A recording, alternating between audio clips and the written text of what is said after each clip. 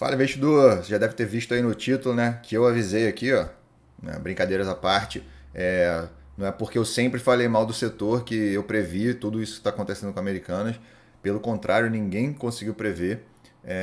Eu resolvi agregar tudo que saiu até hoje, que eu estou gravando esse vídeo, a 26 de janeiro de 2023. Então, eu peguei um conglomerado de informações para a gente dar uma passada geral nesse caso e eu também complementar com a minha experiência aí na Bolsa de mais de 10 anos, o que eu posso falar para você para agregar aí na sua jornada como investidor. Beleza? Então, vou começar aqui.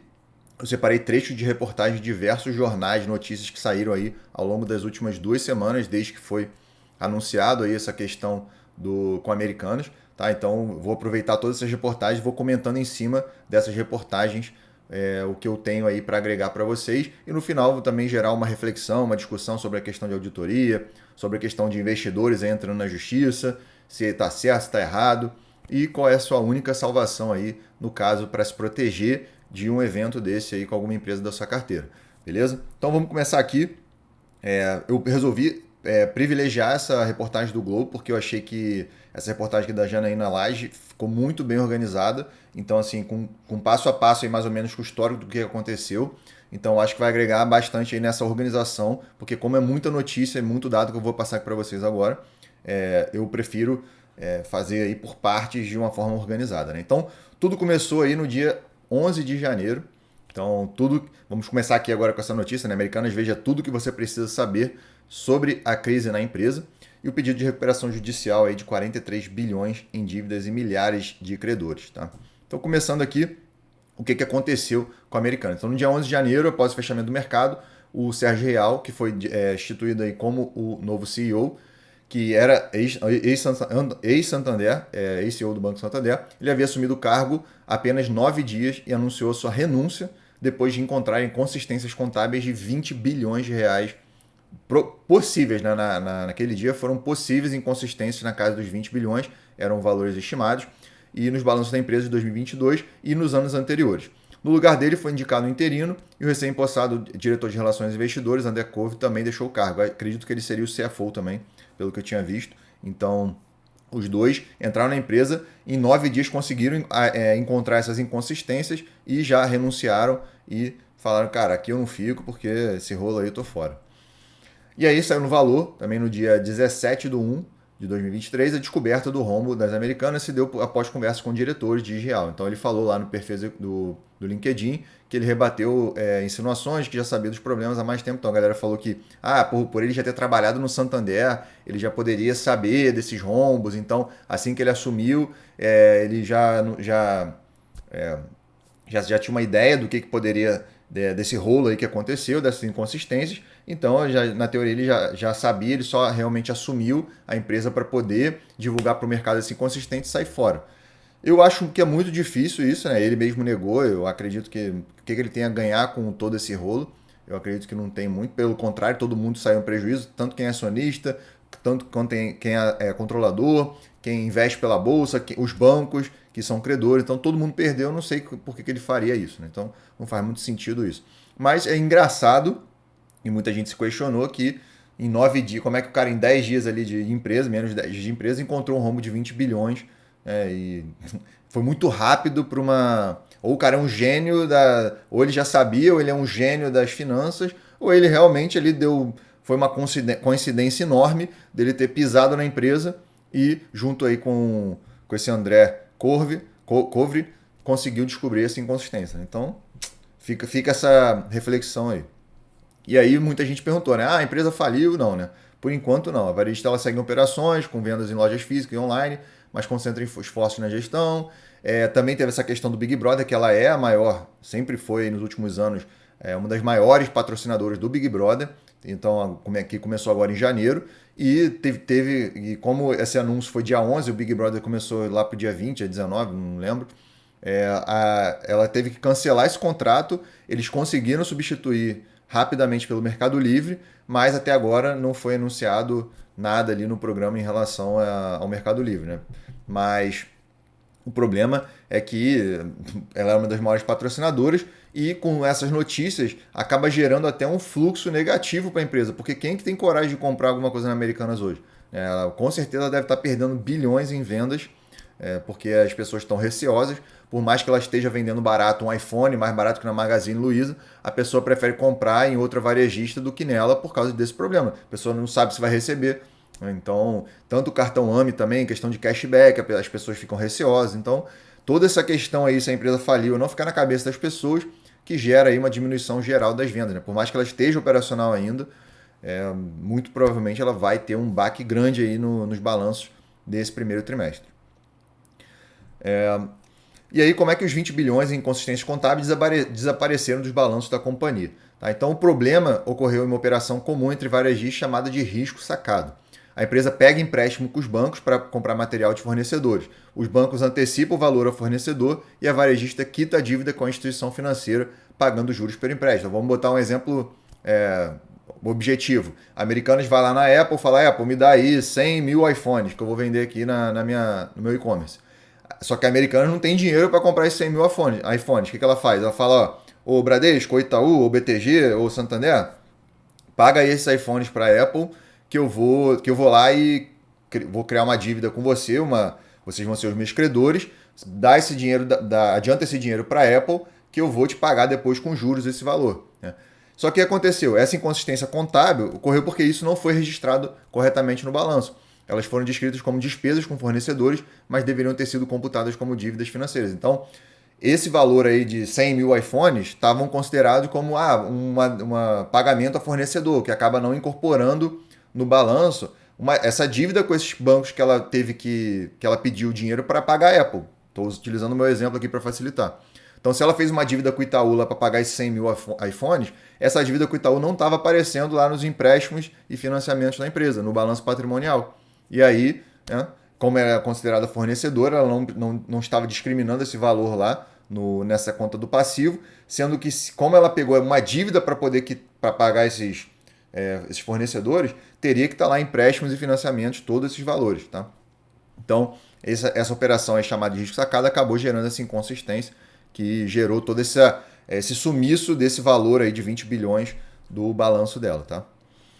E aí, só mostrando aqui, se você pegar lá as informações trimestrais, que as últimas divulgadas foram em 30/9, foram as de 30/9, mais ou menos ali em outubro, novembro. Tá? Então, nessa conta aí, nessa linha ali, 2.01.02, fornecedores, 5 bilhões, tá ali o valor, só que o valor devido para os bancos não está aparecendo aqui nos empréstimos. Né? Tá só ali como fornecedor no passivo e pronto. Né? Não está como nenhuma obrigação futura que a empresa tem que ter, né? Então foi provavelmente isso que o Real entrou lá e falou: ó, tá bom, vocês pagaram aí, compraram 100 mil iPhones e a Apple já recebeu, mas aonde está esse dinheiro? Se vocês já pagaram a Apple, não pagaram, como é que está isso aí? Quanto vocês estão devendo? Quanto vocês estão devendo para os bancos? Isso aí tem que estar bem claro no balanço, né? E não estava. Então como é que faz para corrigir essa inconsistência? Então ela vai ter que republicar os balanços, vai ter que reconhecer essa dívida lá no passivo, nos empréstimos e financiamentos, e ao fazer isso haverá mudança de grau de endividamento. Então quando o Itaú aceita pagar esses 100 mil iPhones para a Apple em adiantamento e financiar isso para Americanas, ele analisa os balanços da Americanas para verificar mais ou menos o risco que teria dele receber de volta esse dinheiro e poder aplicar uma taxa de juros específica sobre esse empréstimo. Então tudo isso entra em notas de crédito, rating de crédito, que a gente chama dessas agências aí de S&P, Fitch, Moody's, que analisam o risco de crédito das empresas, e acaba que as mudanças, né, no balanço prejudicam a análise dos bancos da possibilidade deles receber esse dinheiro de volta. Então acaba que quando o endividamento está errado, não é 20, é 40, obviamente que o banco vai jogar isso para vai cobrar uma taxa de juros maior ou vai emprestar uma parte só do dinheiro que ela precisa. Então acaba gerando todo esse problema aí numa cadeia de credores que ela vem a ter. Né? Isso eu estou dando o exemplo do Itaú. Agora multiplica isso por todos os credores que ela tem. Né? E aí, após a crise nas Americanas, a CVM pede explicações sobre risco sacado a 9 varejistas e atacadistas. Então ela falou: deu isso na Americanas, e como é que as outras varejistas estão divulgando isso nos balanços? Elas estão colocando isso como dívida ou estão colocando na linha de fornecedores? E aí eu peguei 2 exemplos que eu encontrei aqui de forma fácil, que foi A Magazine Luiza falou que não recorre a financiamentos bancários para pagar fornecedores com prazo adicional. Ao contrário, a companhia ajuda com bancos parceiros e fornecedores a anteciparem seus recebíveis. Dessa forma, se torna devedora das instituições financeiras, mas o pagamento ocorre no mesmo prazo concedido pelo fornecedor. Daí, então, que tudo é lançado sempre na mesma linha de fornecedores, que ao fim de setembro somava o passivo de 8,6 bilhões de reais. Tá? Então, é como se essa dívida com os fornecedores já estivesse lançada lá no passivo da Magazine Luiza. Tá? Então, ou a Americanas teria que lançar isso na conta de fornecedores, ou ela teria que lançar como dívida. Né? E ela não fez nenhum dos dois. Esse foi o problema maior. Na Via, como recomenda a boa prática contábil, sempre que a empresa usa financiamento bancário com prazo extra para quitar a compra de fornecedor, os compromissos entram na conta passiva como fornecedores convênio. A empresa tinha ao fim do terceiro trimestre cerca de 9,6 bilhões de reais relacionado a fornecedores, sendo 2,5 bilhões em compromissos com instituições financeiras devido a alongamento. Proporcional, então, ela pode ir lá e alongar esse prazo de pagamento. Né? Refinanciar a dívida, por exemplo. Proporcionalmente, a adoção da modalidade subiu de 20% para 26%.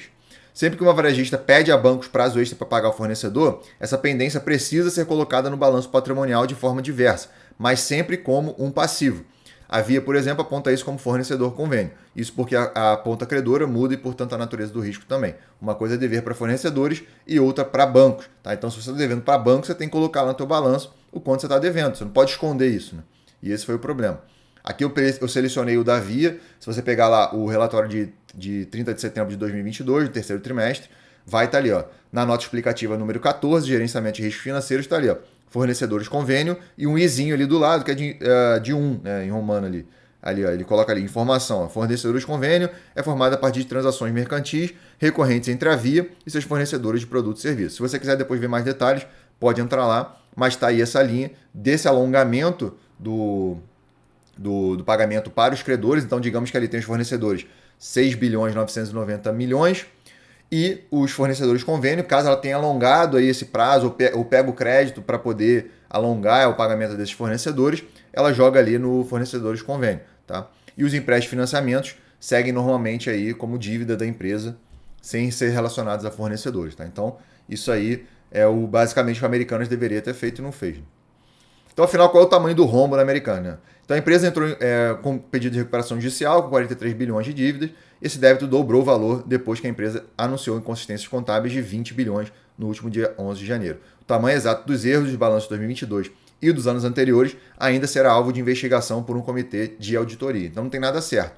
Mas se a gente pegar aqui no Fundamentei, na página da Americanas, te desce aqui a questão aqui na dívida, e a gente vê aqui no balanço do último trimestre, que foi o terceiro trimestre de 2022, tá aqui, ó, 20 bilhões 791 milhões de dívida, tá? Então o que aconteceu? Ela basicamente não divulgou aqui esses outros 20 bilhões, então no caso aqui não teria que ser 20, teria que ser 40 bilhões, o que elevaria a dívida líquida EBITDA dela para praticamente o dobro aqui, né, de 3,9 para quase 8. Então, isso aí acaba influenciando demais no fornecimento de crédito para a empresa, na análise de crédito das empresas que fazem essa análise, a FITS, a Multi, conforme eu falei. Então é muito complicado, né? É uma situação bem complicada. Basicamente a empresa está divulgando informações erradas e isso é extremamente grave, principalmente para os investidores. Né? Então qual é o tamanho do rombo aí, né? Já falei, então foi de 20 para 40 praticamente. E a saída para a crise na avaliação de investidores e credores, ela precisa de uma injeção de capital. O que é uma injeção de capital? Seria uma emissão de novas ações da empresa. Então, ela teria que fazer um aumento de capital para poder receber novos aportes do tamanho do dinheiro, do valor que ela precisa para continuar operacional. Então, a companhia tem acionistas aí bilionários como Jorge Paulo Lema, Marcel Telles e Beto Sicupira, fundadores da 3G Capital. Os três contam com uma participação de 31,13% na companhia. Então, por eles serem aí sócios majoritários ou os acionistas mais relevantes, eles são os primeiros que os bancos olham. Né? Então, ó, o Itaú, o Bradesco, o BTG, olha, ó, quem são os controladores da empresa? Ó, então, se ela está me devendo e não vai pagar, vocês vão ter que injetar capital para ela me pagar. Né? Então, é basicamente isso que eles estão aí preocupados. Tá?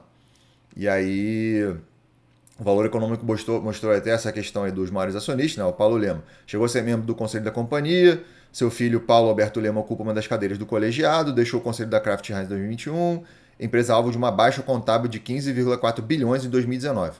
E ele é sócio da 3G Capital. Marcel Telles tem distante atuação na Americanas nos dias atuais e deixou o conselho de administração da Ambev em 2018. É sócio da 3G Capital.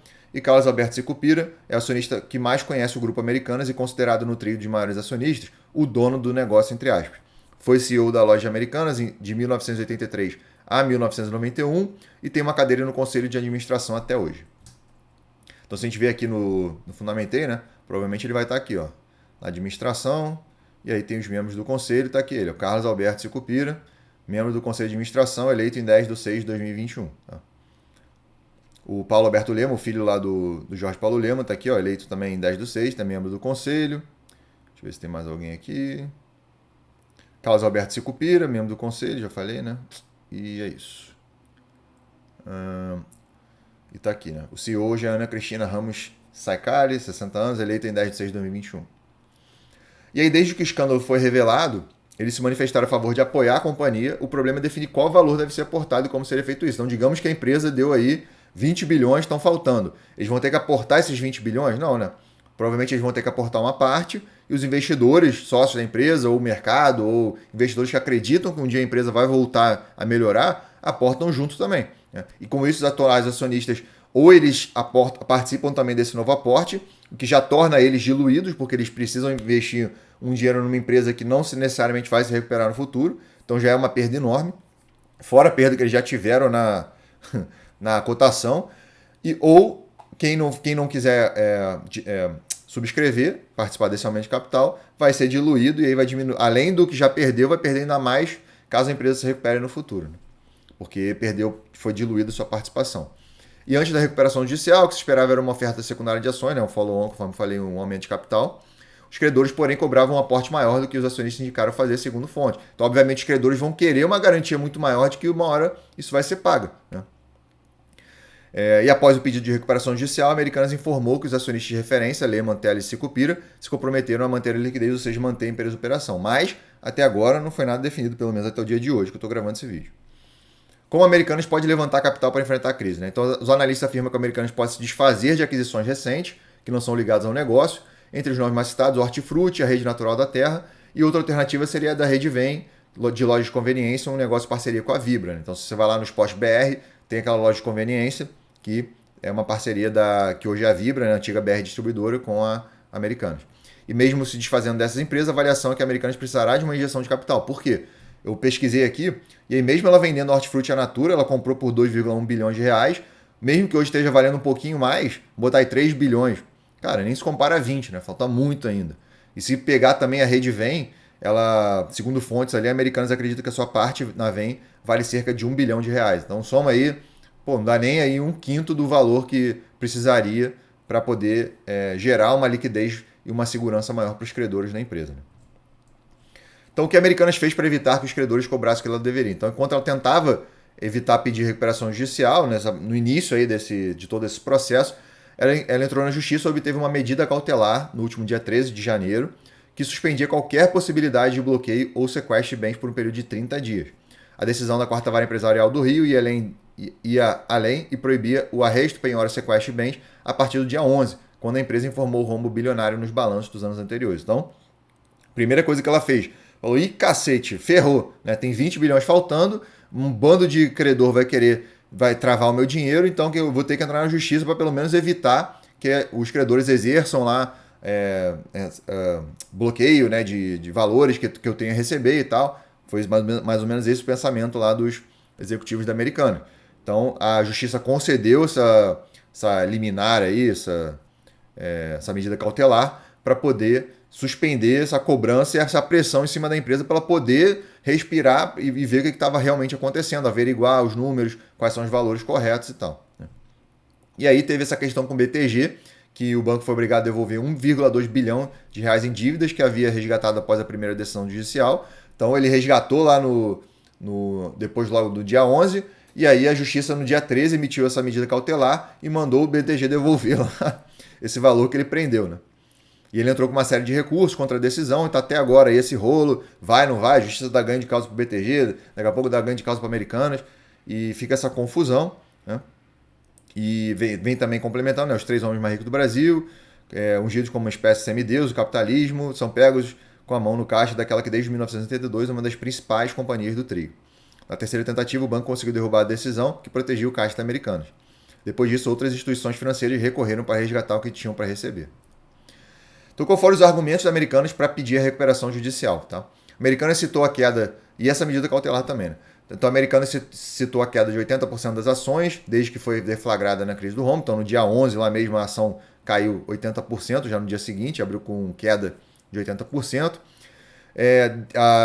Ela também destacou que ainda o rebaixamento da nota de crédito por agência de classificação deixou as instituições financeiras credoras em polvorosa, porque quando uma Moody's, uma S&P da vida fala que você não tem rate A, você tem rate C, D, que você tem uma grande probabilidade de calote, eles vão entrar, obviamente, com todas as medidas possíveis para conseguir o dinheiro deles de volta, né?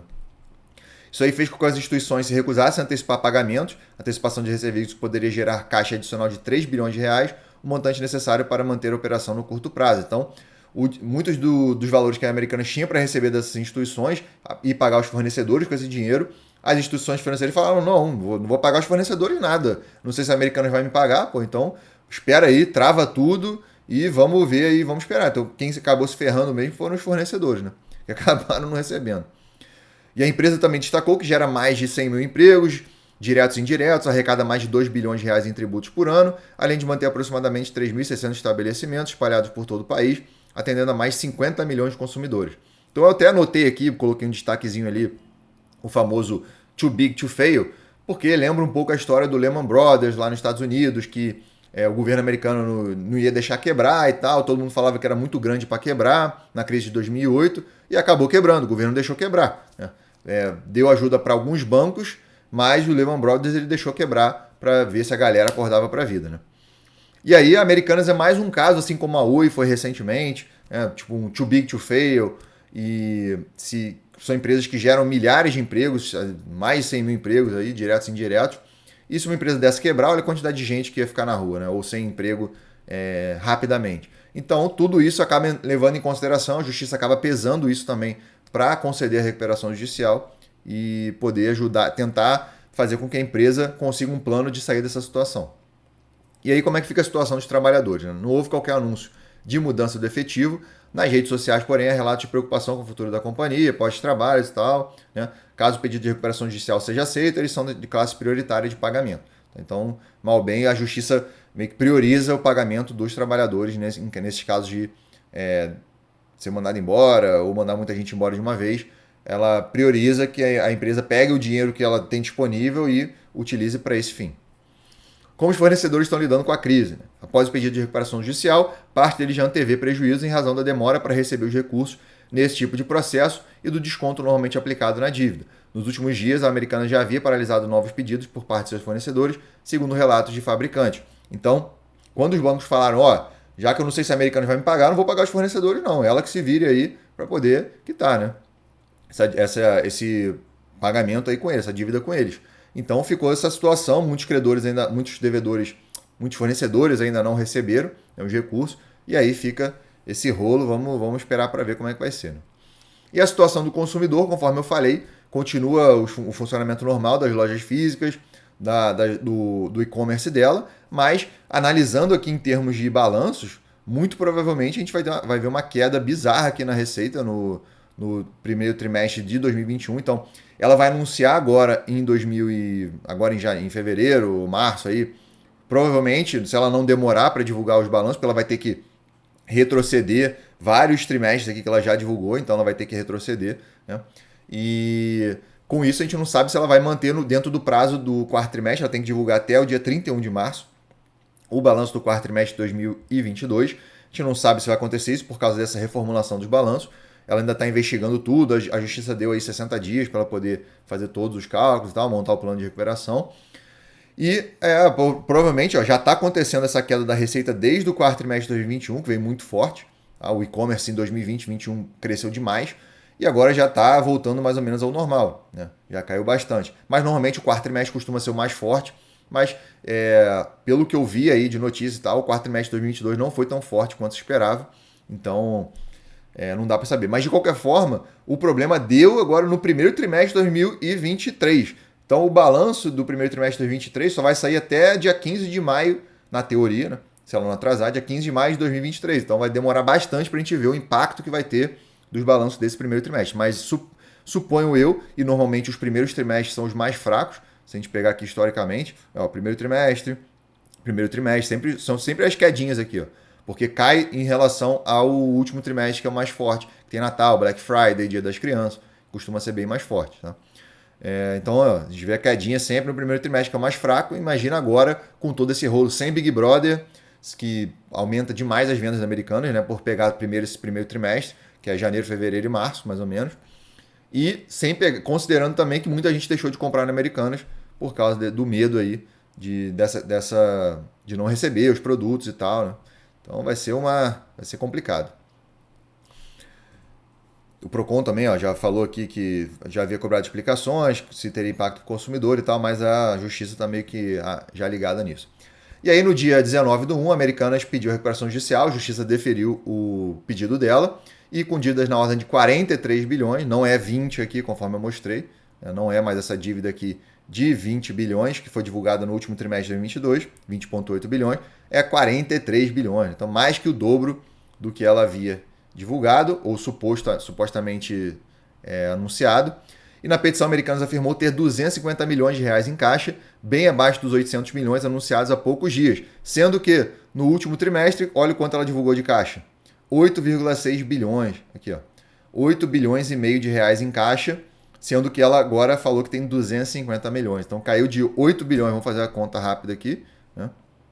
250 dividido por 8,595 menos 1 vezes 100. Então ela tem agora 97% a menos de caixa do que ela divulgou no último balanço do terceiro trimestre de 2022. Então olha a gravidade do problema na empresa. Então os próprios credores muito perderiam no caso de falência do grupo Americanas, dada a clara possibilidade de recuperação do seu crédito e a taxas mais elevadas no cenário de reestruturação. Durante o processo, a empresa deve cumprir uma série de exigências, como apresentar um plano de recuperação em 60 dias, então ela teria até mais ou menos final de março para poder apresentar esse plano, e somente a recuperação judicial, e se a recuperação judicial falhar, aí a empresa pode falir, e na falência é que ela para de operacionalizar, tá? Recuperação judicial, ela continua operacional, continua tentando vender mais, melhorando os processos, melhorando a eficiência, pagando os credores, vendendo ativos, tentando renegociar a dívida, para poder chegar num modelo, num plano que ela consiga sair dessa situação. Se não conseguir, aí sim ela declara falência e para todas as operações, manda todo mundo embora, e aí vira aquele rolo que é bem complicado, né? E o rumo da Americanas, recuperação judicial da empresa, será a quarta maior da história do Brasil, né? Então já vai ser a maior de todas foi a Odebrecht, 80 bilhões, muito provavelmente ligada à corrupção, nessas coisas. Oi foi 65 bilhões, gigantesco também. Até hoje ela saiu recentemente da recuperação judicial, se eu não me engano foi em dezembro de 2022. Samarco, 55 bilhões. Depois a Varejista figurou na lista 7 Brasil e OGX. Então, grandes empresas aí historicamente do Brasil, e ela entrou na lista agora como a quarta maior. E ela também pediu essa extensão chamada do Chapter 15, que é o capítulo 15 nos Estados Unidos, que é ela pede uma extensão da recuperação judicial do Brasil para os credores também no exterior. Tá? Então, esse movimento busca estender para os ativos nos Estados Unidos os efeitos protetivos do processo de recuperação judicial anunciado na semana passada e já aprovado no Brasil. Então, ela fala, a justiça brasileira já deferiu o meu pedido aqui de recuperação judicial, eu vou fazer o plano e tudo mais, mas eu preciso que os meus credores americanos também segurem a onda aí para eu poder me planejar aqui, beleza? E aí, ela pediu também essa recuperação judicial para a justiça lá nos Estados Unidos. E como é que funciona a recuperação judicial rapidamente? Tá? Eu peguei aqui um bullet point que eu achei interessante, só para a gente ver rapidinho. Então a empresa ela entra com o pedido lá, caso o juiz aceita, no caso da Americanas já foi aceitado lá no dia 19. As cobranças dos processos de dívida são suspensas por 180 dias, então 6 meses, e prorrogáveis por mais 180 se for necessário. As ações trabalhistas e execuções fiscais podem continuar a serem cobradas nesse período. O administrador judicial é nomeado pelo juiz e cabe ao administrador supervisionar o processo e fazer o comunicado aos credores. Normalmente, os gestores permanecem na administração da empresa, exceto em casos graves em que o gestor judicial também é nomeado. Então, dependendo do que acontecer, se for provado ali que o CEO ou executivos da empresa tenham agido de má fé para a empresa chegar nessa situação, o juiz pode determinar que esse administrador judicial entre no lugar do CEO para poder tomar as decisões a partir de então. E a empresa tem até 60 dias para apresentar um plano de recuperação, que envolve tanto o pagamento das dívidas, com o alongamento das parcelas e abatimentos, como a venda de ativos ou até a fusão com outra empresa. Os credores têm 30 dias para apresentar objeções e o plano deve ser aprovado por pelo menos 50% mais um dos credores em cada classe. No caso de aprovação, quem votar contra deverá aceitar as condições. Então, é pela maioria dos votos. Em caso de rejeição, a nova lei de falência autorizou os credores a apresentarem planos alternativos de recuperação em até 30 dias, que também deverão ser votados em assembleia. Muitas vezes a gente vê como foi na Oi em 2018, os credores assumindo uma parte, falando assim, ó, você estava me devendo 30 bilhões, agora você não está me devendo mais 30 bilhões não, mas eu agora vou assumir a empresa ou por, sei lá, vou ganhar 40% das ações da empresa em troca dessa dívida. Então, isso pode ser negociado também. E a nova lei de falências facilitou a obtenção de crédito pelas empresas em recuperação judicial ao permitir empréstimos especiais. Tá? Então, para facilitar aí que a empresa saia do buraco, conseguindo empréstimos com novos credores que provavelmente os antigos não vão querer emprestar mais. Né? Tem que fazer todo um plano para ver se eles vão querer ajudar a empresa a sair desse buraco. E aí, no dia 25 de janeiro, ontem, a Americanas divulga a lista dos credores com quase 8 mil nomes e dívida total de 41,23 bilhões. Veio os destaques, né? De bancos até a Ambev, Deutsche Bank aparece como a maior instituição financeira credora no valor total de 5 bilhões. Ela vem falando aqui também. Em consequência, a Americanas informou que seu passivo total alcança o valor de 41,3 bilhões devido a 7.967 credores. Aí o que ela fez nesse período aí do dia 11 até o dia 25, que foi divulgado esse documento aqui? Ela foi lá e fez uma lista de todos os credores para poder ter uma noção de para quem que ela deve. Tá? Então ela divulgou lá com CPF, com nome, sobrenome, empresa, pessoa física, todo mundo que tem debênture, que tem fundos, que tem algum tipo de dívida com ela, algum tipo de empréstimo com ela, ela colocou nessa lista. E as relações ela separou em 4 categorias, a classe 1 com um total de 64 mais ou menos 65 milhões ali, 321 nomes. A classe 3, identificada como dívidas com terceiros, sendo a maior, somando débitos de 41 bilhões. Há 6.438 nomes. Há também a classe 4, com 109 milhões, com dívidas e 958 nomes, além da extra concursal entre estados, municípios e órgãos públicos, com 4 milhões, quase 5 milhões e 250 nomes. Então ela deve até prefeitura, estado, governo, cara, confusão do cacete, né? Então olha o nível que a empresa chegou. Mas o grosso está aqui, né? Nessa dívida com terceiros, que no caso envolve aí debêntures, fundos e bancos grandes também. Né?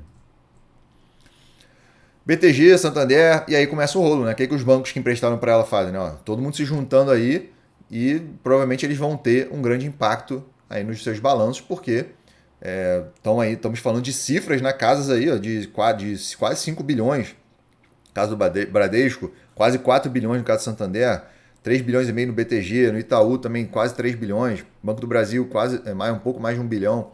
Então, esses valores que muito provavelmente eles provavelmente não vão receber mais, ou eles vão ter que ser renegociados, os bancos acabam aumentando o PDD deles, que é a provisão para devedores duvidosos, em determinados trimestres, para compensar esses valores que ele acha que ele não vai receber. Então, muito provavelmente esse PDD aumentando desses bancos nos próximos trimestres, eles vão, provavelmente aí no primeiro trimestre, né, porque o quarto não tinha sido divulgado nada, então provavelmente os balanços vão sair lá em abril, maio, vai ter esse impacto, pode ser que tenha um impacto e a gente vai dar uma olhadinha no release deles quando sair para ver o que houve. E como que o mercado reagiu ao rombo nas contas americanas. Né? Então, no dia seguinte ao anúncio das inconsistências contábeis, a quinta-feira, dia 12, as ações americanas recuaram 77,3%, fecharam a R$ 2,72. Foi a maior queda de uma empresa da carteira do Ibovespa, índice de referência, desde 1994, segundo o valor dado. Os investidores refletiram a queda de confiança na companhia após o anúncio dos rombos. Então, realmente, uma queda no Ibovespa, de uma empresa do Ibovespa foi realmente gigantesca. IRB foi recente, foi uma queda gigante, também não foi tudo isso.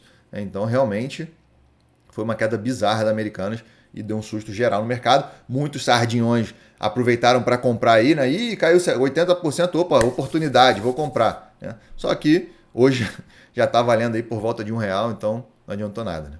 A galera conseguiu se ferrar, perder mais 70%, aí 80%, mais 50% de um dia para o outro aí, porque a empresa continuou caindo. Né? Então, quem encheu o carrinho ali no dia 12, se ferrou, né? Então, Americanas, a MER3 é excluída do Bovespa e outros índices da B3 após protocolar recuperação judicial no dia 19 de janeiro. Então, a B3 falou, agora você virou basicamente uma penny stock, que é uma empresa que praticamente vale R$ 1, centavos aí, e vaza do Ibovespa, porque senão você vai, com essa volatilidade que você vai criar, vai acabar atrapalhando o índice.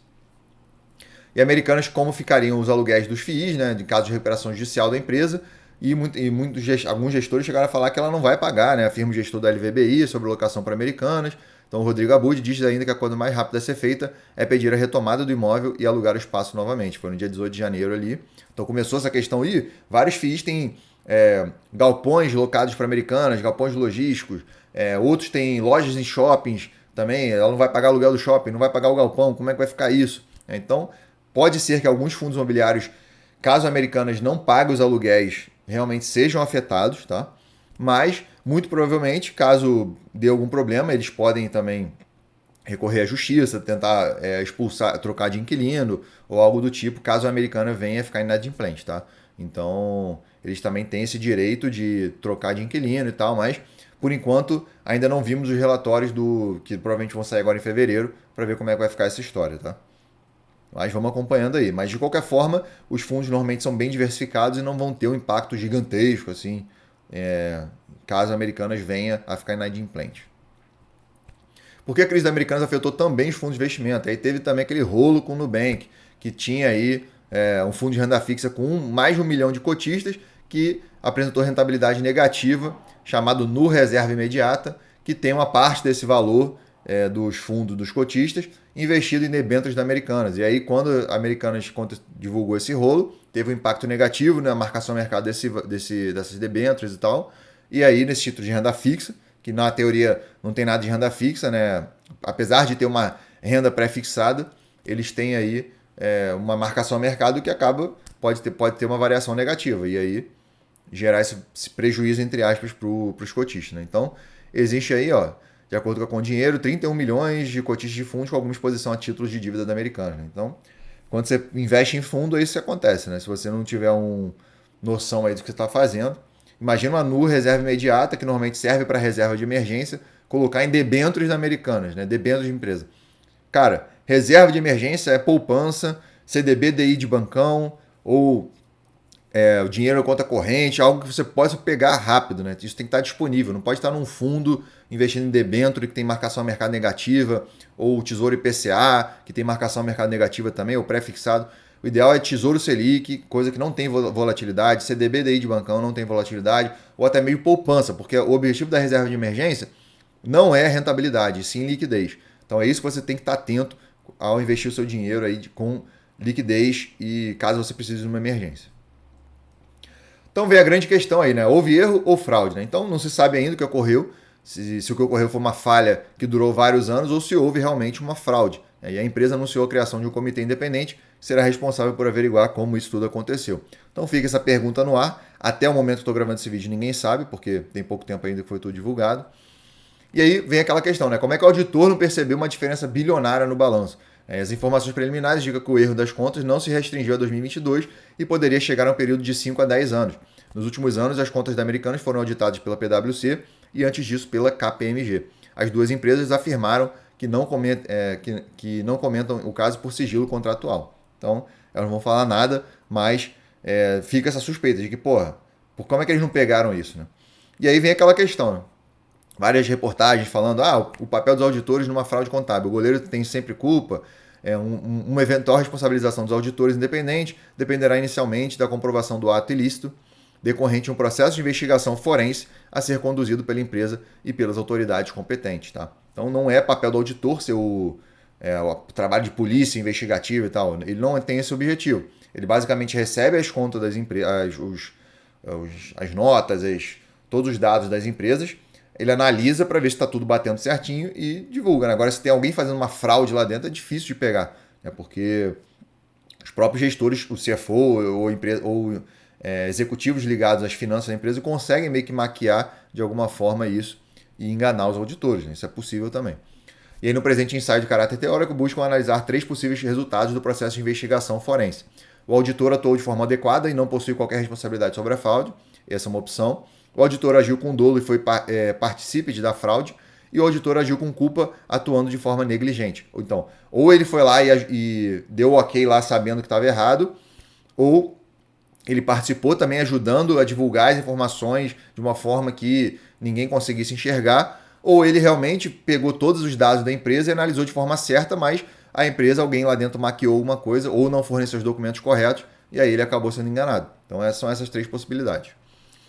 E aí vem aquela questão, né? Os auditores tentam explicar há anos o que fazem e nós não entendemos, porque toda hora parece um rolo aí de contabilidade, alguma empresa com problema no balanço, então fica complicado de saber. E as firmas de contabilidade dizem em sua defesa que o auditor de demonstrações não é um investigador de fraude. Sua função é confirmar se os dados fornecidos estão dentro das normas contábeis. Basicamente isso. E além da opinião geral, os auditores destacam os principais assuntos de auditoria, temas considerados mais relevantes durante o trabalho. Foram 5 pontos de atenção, nenhum deles relacionados a falhas contábeis comunicadas na quarta-feira pela empresa. Reestruturação societária, avaliação do valor recuperável, blá blá blá. Procurada da PwC disse que não comenta balanço de cliente por questões de confidencialidade contratual. Então, a não ser que a justiça exija, ela vai emitir o comunicado aí. Então, em teleconferência na quinta-feira, Sérgio Real, que ficou no cargo de executivo 10 dias, disse que a contabilidade incorreta acontece há mais de 3, 4 anos. Segundo ele, as auditorias teriam tentado, ao longo do tempo, enquadrar essa questão e estão fazendo isso separando o que é de conta do fornecedor e o que é exatamente dívida bancária. Então, não dá para saber muito bem. E aí vem a questão da CVM, né? Os auditores vão ficar mais rigorosos, diz a ex-diretora da CVM, após casos americanos. Então, na visão de Luciana Dias, ainda é cedo para apontar culpados. As informações ainda são escassas e é necessário entender as verdadeiras dimensões do problema. Então, no momento que eu estou gravando esse vídeo, é exatamente isso aí. Tipo, ninguém sabe se o auditor realmente teve culpa, se ele ajudou, se ele não ajudou, se realmente foi culpa da empresa, foi culpa do CEO, do CFO, quem quer que seja. E aí já colocam a galera dos auditores normalmente tem as chamadas aí Big Four, que é PwC e outras empresas, KPMG e outras empresas famosas aí de auditoria, e já colocam ela na berlinda, porque é a atual auditora da Americanas. Investidores questionam ela e também na IRB. Né? Então, na PwC, uma das 4 maiores empresas contábeis do mundo, aprovou sem ressalvas os balanços da Americanas, que agora vive um escândalo contábil com a identificação de consciência contábil. A mesma empresa auditou as informações contábeis de IRB pouco antes de ser constatada a fraude nos balanços. Inclusive, a IRB contratou mais de uma auditoria depois que foi divulgado aqueles balanços errados, lá que falou que ela tinha divulgado errado. Mesmo assim, conseguiram aí, eles aprovaram lá, as 2 auditorias aprovaram os balanços. Ela auditou a Petrobras, que atravessava o escândalo da Lava Jato, e a gigante chinesa Evergrande, que também recentemente passou por um escândalo de balanços errados e dívidas gigantescas e tal. E acusado de ignorar o rumo da Petrobras, a PwC aprovou contas da Evergrande, aí, terceira maior auditoria do mundo. A PricewaterhouseCoopers aprovou há poucos meses as contas da Evergrande, gigante da construção chinesa, que está prestes a colapsar com uma dívida de 88, quase 90 bilhões de dólares. Os auditores respiram aliviados com o desfecho do caso Petrobras, mas e os demais agentes? Né? Então, digamos que houve lá o caso da Lava Jato na Petrobras, bilhões desviados, não sei o quê, e ninguém pegou. Foi julgamento lá. No julgamento da KPMG, a auditoria foi multada em R$300 mil e o sócio em 150 mil por apenas uma das diversas acusações apresentadas. No caso da PwC, tanto a empresa como seu sócio foram inocentados de todas as condutas questionadas em votação por maioria.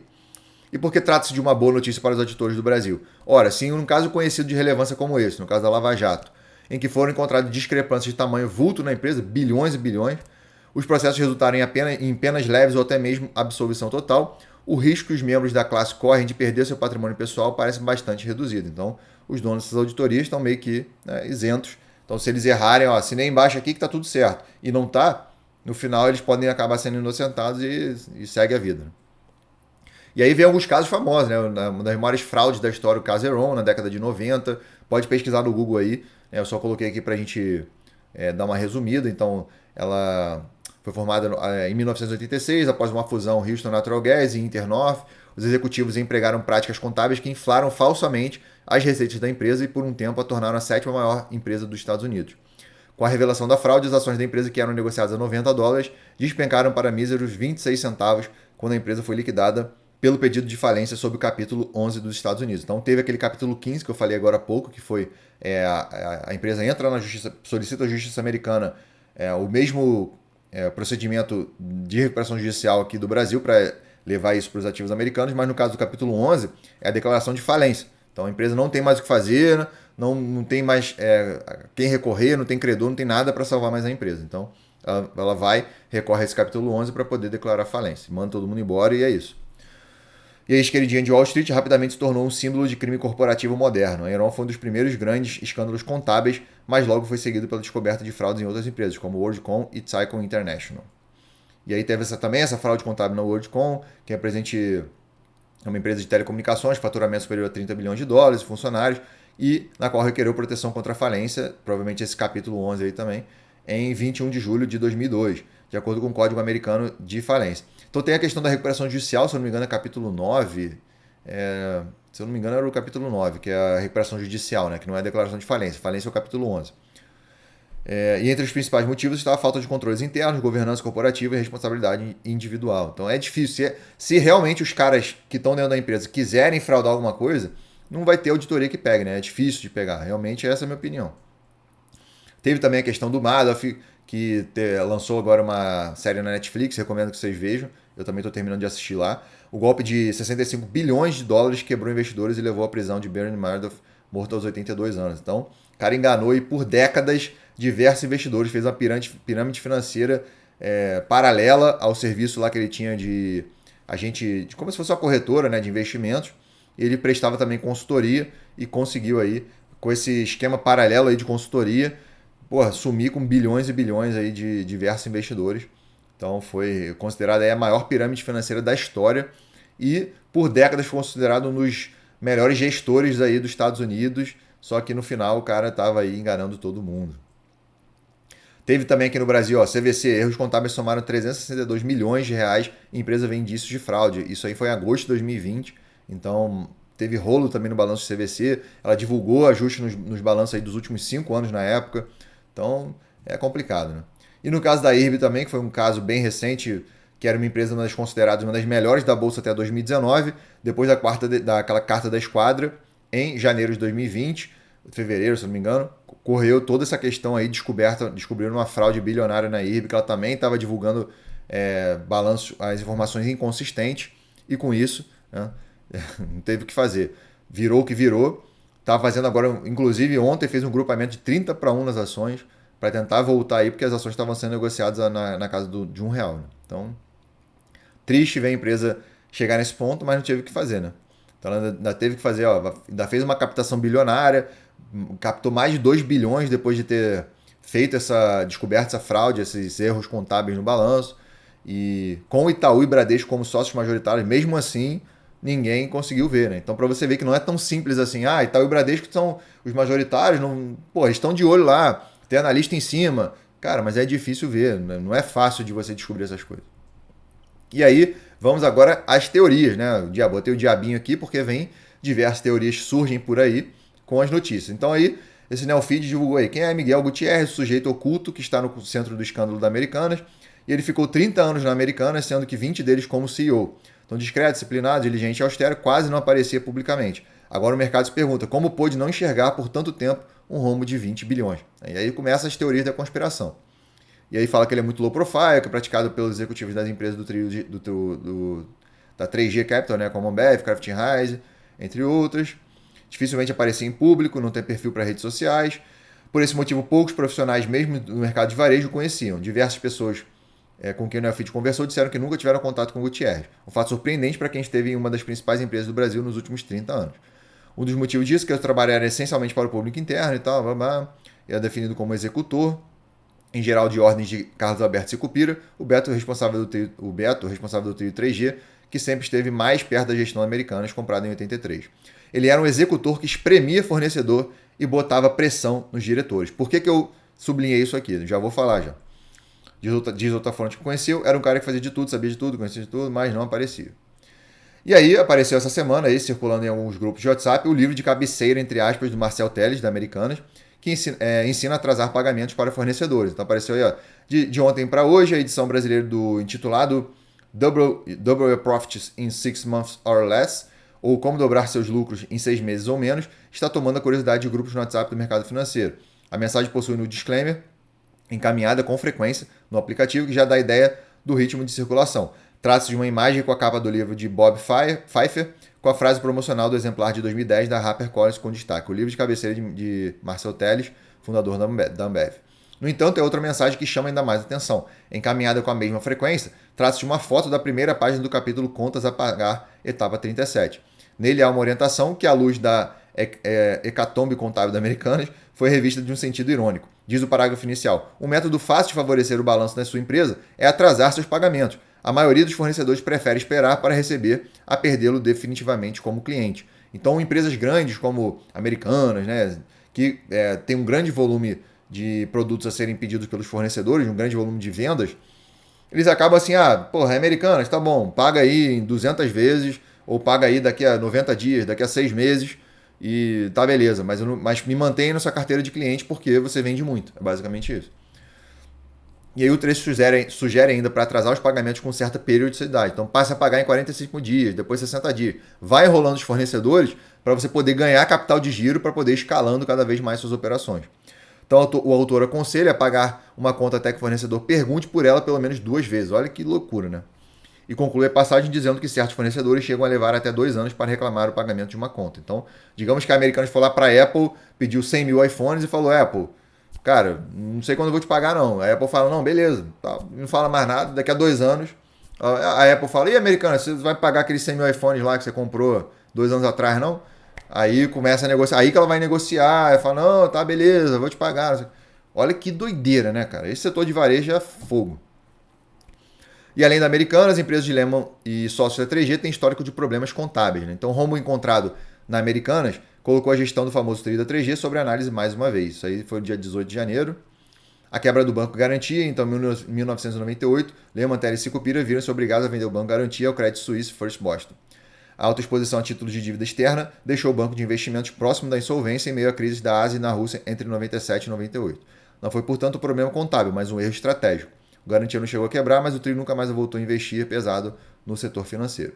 Teve a republicação dos balanços da OL, que em 2015, depois da conturbada aquisição da América Latina Logística, que mais tarde originou a Rumo, Rail 3, a Cosan foi obrigada a republicar os balanços de 2013 e 2014 da companhia.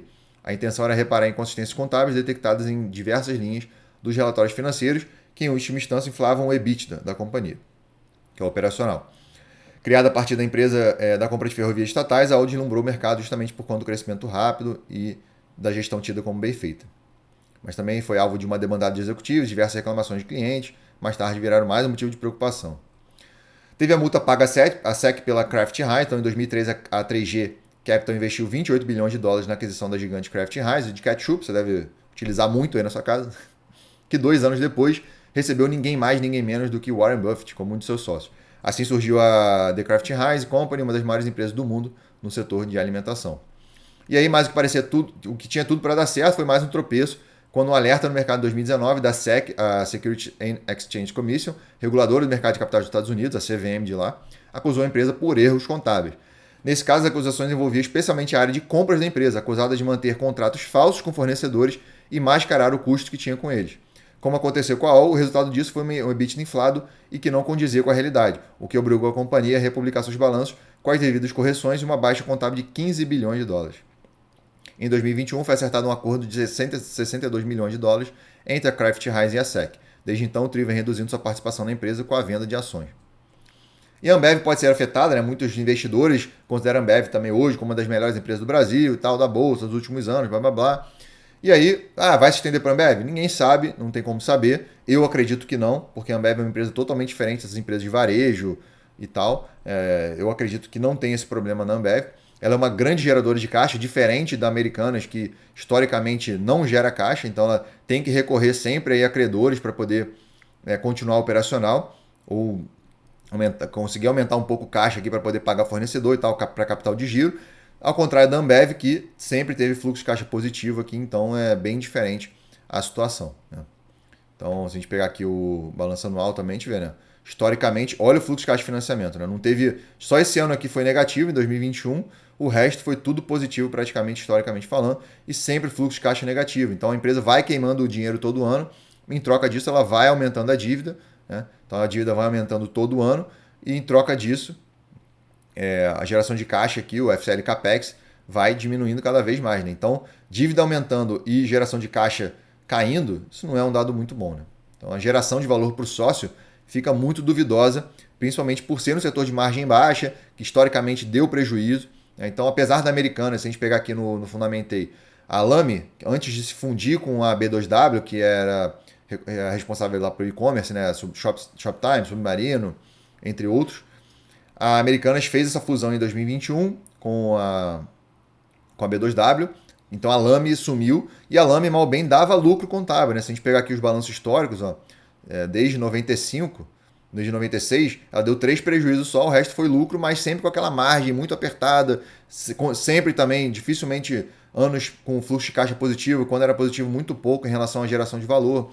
Então ela ia sempre aí também se alavancando, ó, a dívida aqui, ó, ia sempre se alavancando, o caixa aí, o lucro, apesar de ir aumentando, a geração de caixa não saía muito do lugar, então a geração de valor para o sócio, que vem também através da geração de caixa, não aumentava, né? Então acabou aqui e sempre distribuiu dividendo, né? Mas aí depois da fusão, eu vejo que muitos analistas também acabaram confundindo, considerando que a Americanas em si sempre deu prejuízo, mas não, né? Quem deu esses prejuízos aqui atrás era a B2W, que depois só deu esse lucro aqui em 2021 porque se fundiu com a Americanas, né? Então juntou esse balanço aqui de 2021 de Lamy com o de Amer, né? No caso é a antiga BTOW, e aí deu esse lucro aqui e aí melhorou. Você vê que a receita praticamente dobrou, porque houve essa fusão, mas mesmo assim a geração de caixa continua extremamente negativa, a dívida aumentando cada vez mais. Ó, você vê que a dívida praticamente triplicou aqui de 2020 para 2022. Então foi absurdo, né? Então é uma situação gravíssima e de retorno histórico muito baixo, né? Você vê aqui em 20 anos, menos 94%. Mesmo aqui, né? Estava praticamente no 0 a 0 aí em 15 anos. E uma empresa que já teve aí um valor de mercado na casa dos 60 bilhões, lá ali no segundo trimestre de 2021, caiu aí para... Agora está quanto aqui? Aí, menos de 900 milhões, menos de 1 bilhão, né? Então, caiu quase mais 59 bilhões aí de queda de valor de mercado e é uma situação extremamente complicada de ser revertida. Mas a Ambev, mal bem, não deve ser afetada por isso. E aí começa, né? Os bancos, os credores, Itaú vai à justiça contra a possível ocultação ou destruição de documentos pela Americanas, Santander pede à justiça mensais e apresentações internas da Americanas dos últimos anos, Bradesco busca garantia da justiça na recuperação judicial da Americanas, Safra vai à justiça do Rio contra a recuperação judicial, BTG também entrou na justiça, então estão todos os credores aí tentando ao máximo tentar descobrir o que aconteceu para poder aí, você vê que o Santander pediu aí apresentações internas dos últimos 10 anos, mensagens, troca de e-mails entre os CEOs, entre os CFO e o CEO, para ver se realmente eles sabiam ou não dessa possível fraude. Né? Porque se realmente eles sabiam, é muito complicado. Né? Aí, o Bradesco e Santander buscam responsabilizar na justiça trio de acionistas de referência da Americanas. Segundo valor, o banco entrou com pedido de auditoria forense para provar que houve fraude na companhia e chegar ao patrimônio pessoal dos sócios, porque eles também podem informar que não vão colocar dinheiro e vai ficar por isso mesmo os credores que se virem. E aí eles perdem o investimento deles, mas mal bem, eles não têm que devolver esse dinheiro para os credores, ou não tem que injetar capital na empresa. Mas se a justiça, por exemplo, deferir esse pedido aí do Bradesco Santander, ela pode chegar lá e falar, não, vocês vão ter que injetar capital na empresa, eu sei que vocês juntos têm quase 200 bilhões de reais de patrimônio, então vocês vão ter que tirar de algum lugar e vende ação da Ambev, vende ação da 3G, faz alguma coisa para poder ter dinheiro para injetar na Americanas. É isso que é basicamente que eles estão pedindo. E também teve essa questão desse trio, mais especificadamente o Jorge Paulo Lema, nunca ter, a Ambev é um belo exemplo, nunca ter tido uma preocupação com os minoritários muito, muito alta. Né? Então, assim, do livro Sonho Grande sobre PN, a ação preferencial, nenhuma crítica ao negócio foi mais sentido por Jorge Paulo Lema do que a reportagem publicada pela revista britânica The Economist poucas semanas depois. Esse aqui é um trecho do livro, tá? Que eu até esqueci o nome aqui, do livro Sonho Grande, tá ali em cima, né? Que vem falando esse caso aí da Ambev, tá? Então, para a revista, o mercado de capitais brasileiro, que permitia a existência de duas classes de ações, ordinárias, ONs com direito a voto e preferenciais, PN sem direito a voto, prejudicava os minoritários. O caso da Ambev, segundo a publicação, era emblemático dessa anomalia. Como manda a lei das SAs, que regulamenta as empresas listadas na Bovespa, a Interbril fez uma oferta pública para comprar as ações ordinárias com direito a voto que não estavam nas mãos do trio de empresários. Ofereceu por elas 80% do que pagou os controladores da cervejaria. O problema é que também pela lei das SAs, a cervejaria não era obrigada a estender esse direito, conhecido como tag along, aos donos das ações preferenciais. Então, os controladores receberam, ela ofereceu quem tinha o N da Ambev, então foi oferecido 80% do valor que esse trio aí dos controladores lá, o Lema e os outros, receberam da Interbrew. Mas quem tinha PN da Ambev acabou não sendo integrado aí nessa questão do tag along. Então ficou à mercê do que o mercado negociou a PN logo depois disso aí, né? Então quem não concordou com essa venda para a Interbrew e quis sair da empresa, recebeu lá, e tinha ON, recebeu 80% do valor dos controladores. Mas quem tinha PN ficou à mercê do mercado. Então a ação poderia ter caído lá 50%, que se você quisesse sair logo depois, você tomaria todo esse prejuízo, né? Então esse é o problema do PN sem tag along. E assim que tinha nas mãos papéis PN, quem tinha nas mãos papéis PN se sentiu prejudicado. Nas palavras da revista, os acionistas sentiram que acabaram com um lixo nas mãos. Nos dias que seguiram a percepção, só piorou. As ações ordinárias tinham disparado e as preferenciais estavam em queda livre, conforme eu acabei de falar nesse exemplo. Poucas vezes vi o Jorge tão bravo como uma reportagem, revela uma pessoa próxima do empresário. Para ele, a queixa dos minoritários não fazia qualquer sentido. Ao escolher as preferenciais, os acionistas sabiam das limitações desses papéis. É como comprar um Fiat e achar que tem direito a uma Ferrari na garagem, costuma dizer Jorge Paulo Lema sobre o assunto. Então, esse é um dos belos exemplos de porque o tag along, hoje em dia é muito menos comum esse problema com tag along, antigamente era muito mais normal. Tinham várias empresas que não tinham PN com tag along, tinham alta liquidez e tal, porque não tinha tantas empresas na bolsa. Hoje várias empresas boas já são do novo mercado, só tem ON e tal. Não estão aí por causa disso isentas de problemas, mas o tag along acaba te protegendo nessas situações de troca de controle. Tá? E aqui foi um caso emblemático de que o Lema meio que está cagando para os minoritários. Né? Então, quando a empresa disponibiliza uma PN sem tag along, já diz muito da governança dela. É basicamente essa analogia aqui. Se a empresa disponibiliza lá uma Transpaulista da vida que o pessoal adora, sardinhada adora, tem lá PN sem tag along, está falando justamente isso aí. Vocês são financiadores, eu vou te dar mais dividendo, mas se um dia trocar de controle ou algo do tipo, não reclame, porque vocês vão ficar à mercê aí do mercado, não tem garantia nenhuma aí que vocês vão receber alguma coisa. Se o mercado bater na cotação e jogar a cotação lá para baixo, porque muita gente não concordou com a troca de controle, a PN vai despencar, mas quem tem ON pelo menos vai receber lá 80% de tag along. Então fiquem sempre com essa analogia da Fiat Ferrari nessa questão do tag along. E aí também vem mais algumas teorias, né? A Americanas pagou dividendo recorde antes de anunciar rombo do balanço. A Varejo distribuiu aí 333 milhões aos acionistas até o terceiro trimestre de 2022. Então, se a gente pegar aqui, 333, esse valor aqui distribuído, né? Ali foi mais ou menos ali, no primeiro trimestre de 2022, 301, mais 32 ali no segundo trimestre. E também aqui, se a gente pegar nos dividendos, a gente vê aqui um dividend yield altíssimo, porque agora a cotação desabou, né? Aí não... esse pagamento será feito no dia 9 de março. Eu não vi nada até agora se a empresa vai cancelar essa distribuição de dividendo. Tá? Deveria cancelar. Tá? Eu lembro que IRB, quando deu problema, cancelou também a distribuição de dividendo. Ela deveria cancelar, porque não faz sentido ela distribuir dividendo nessa situação atual. Mas vamos ver aí. Provavelmente ela deve divulgar aí nos próximos tempos. Deixa eu dar uma olhadinha aqui se tem algum comunicado dela falando isso. Se eu não me engano, aviso aos acionistas, não saiu nada até então, né? Então, ela não falou nada. Deixa eu ver se esse fato relevante hoje aqui fala alguma coisa. Acredito que não seja em relação a dividendo nenhum, né?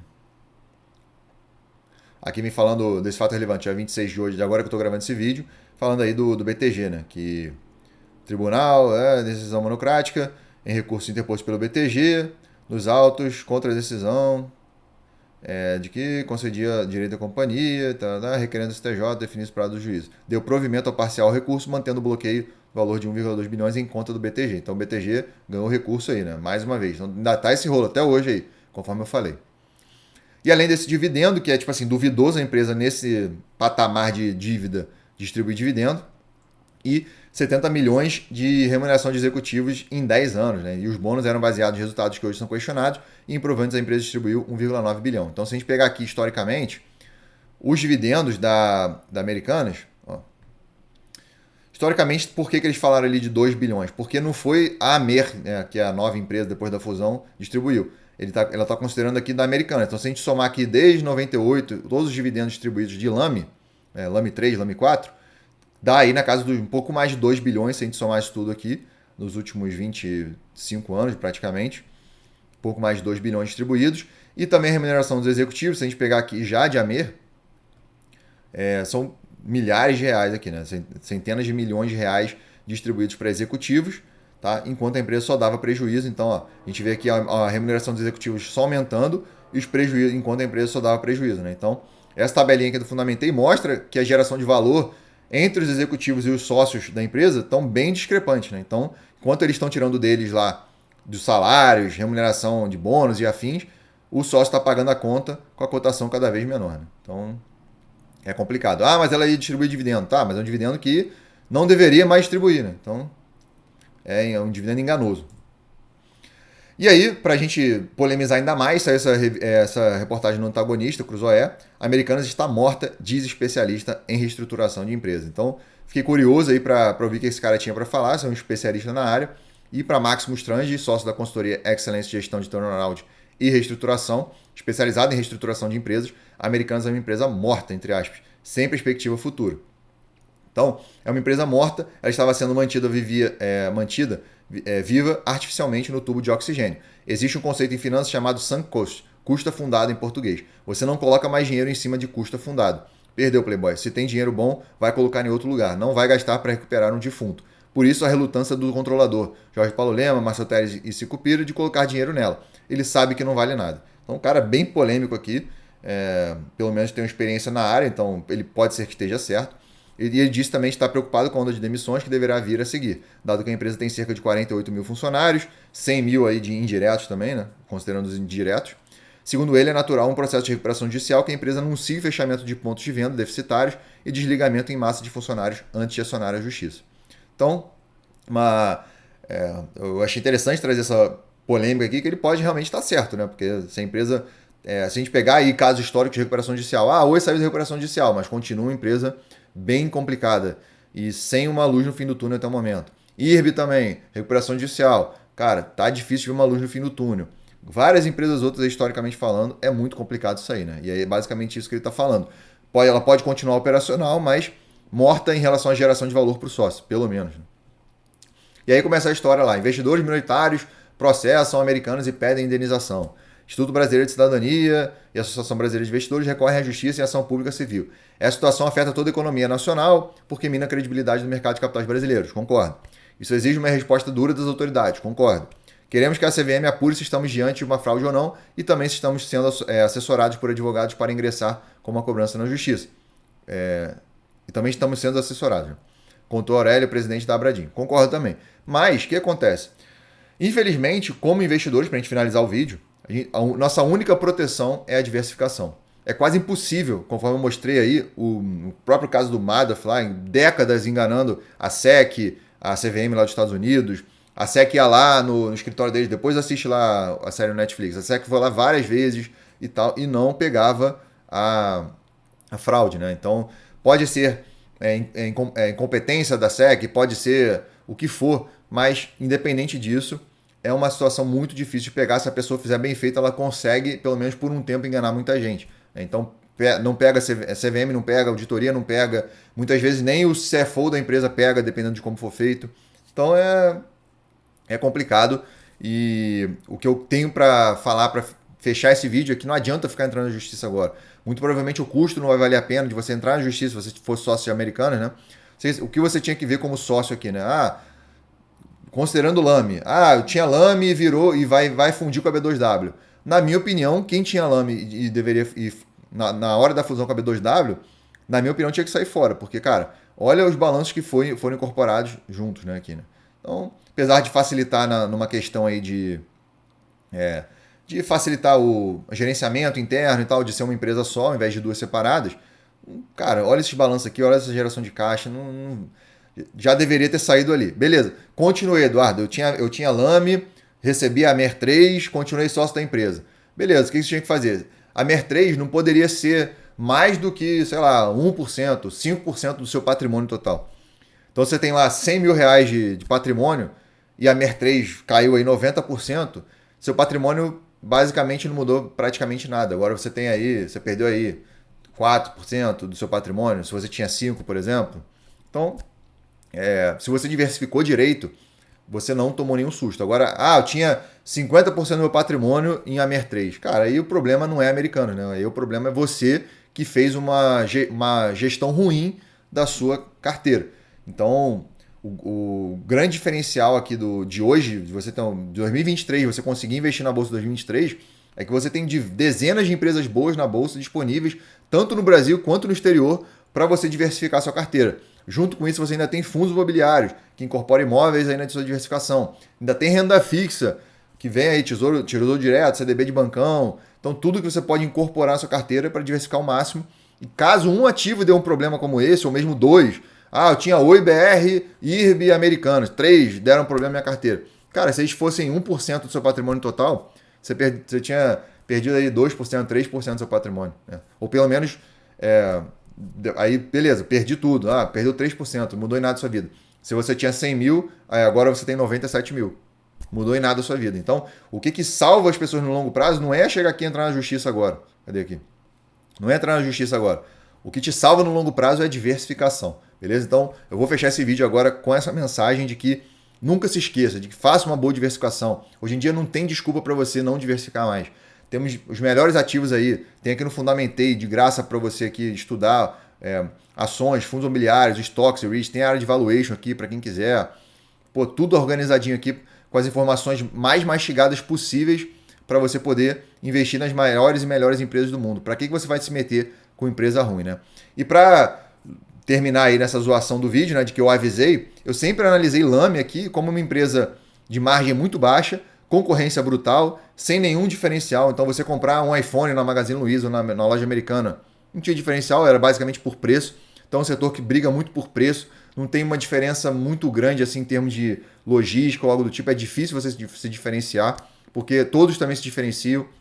Então você pega hoje aí Mercado Livre, Amazon, que são particularmente os que eu mais compro hoje em dia na internet, cara, para mim estão anos-luz à frente de Americanas, Magazine Luiza, Casas Bahia, Ponto Frio, que são da Via Varejo, né? Então é muito difícil você se diferenciar nesse setor. Então e muitos os players não conseguem ficar no longo prazo muitas vezes como o top 1 do setor, top 2. É muito difícil você se manter, ainda mais quando vem um player grande como a Amazon, por exemplo, aí para concorrer com você. Então tem que tomar cuidado, tá? Diversifique sempre, se atente aos setores, invista em setores resilientes, não em setores que a margem seja muito baixa, concorrência brutal e pouca diferenciação, porque tem setores que a margem é baixa, como drogarejo, por exemplo, que as empresas conseguem ser bem geridas, gerar valor para o acionista, diferente do Americanas aqui, que sempre aumentava a dívida, não gerava caixa e mesmo assim distribuía dividendo. Então é muito complicado de você conseguir gerar valor no longo prazo. Mesmo assim, ela ainda gerou, né, por muito tempo aí em relação à rentabilidade e tal.